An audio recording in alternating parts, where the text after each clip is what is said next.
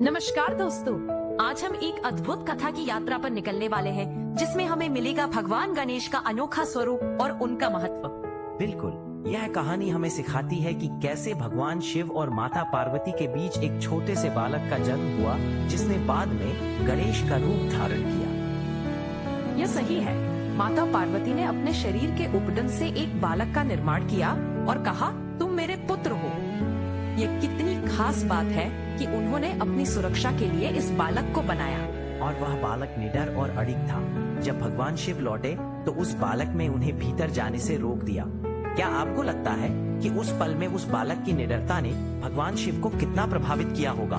बिल्कुल, शिव का क्रोध और युद्ध का होना और फिर उस बालक का सिर काटना, ये एक बहुत ही गहरा दृश्य है। माता पार्वती का दुख और क्रोध पूरे ब्रह्मांड को हिला देता है।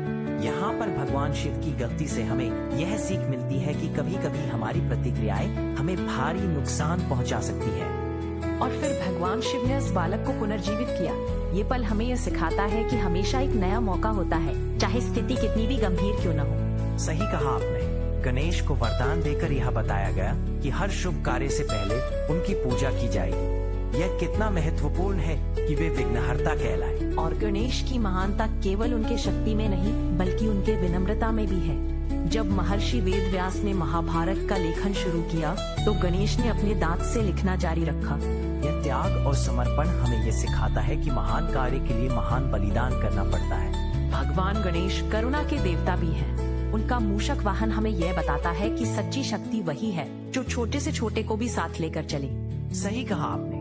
जब भी कोई भक्त गणपति बप्पा मोरया कहता है, वे केवल विघ्न नहीं हरते, बल्कि विश्वास जगाते हैं। हर कठिनाई के पीछे एक दिव्य योजना होती है और हमें गणेश को याद करना चाहिए जब भी हम जीवन में डर या बाधाओं का सामना करते हैं। इसलिए गणेश का नाम लेते रहिए। जहाँ गणेश का नाम है वहाँ आशा है, और जहाँ आशा है वहाँ जीत निश्चित है। तो दोस्तों, आज की चर्चा का सार यही है, भगवान गणेश की कहानियों से हमें प्रेरणा मिलती है।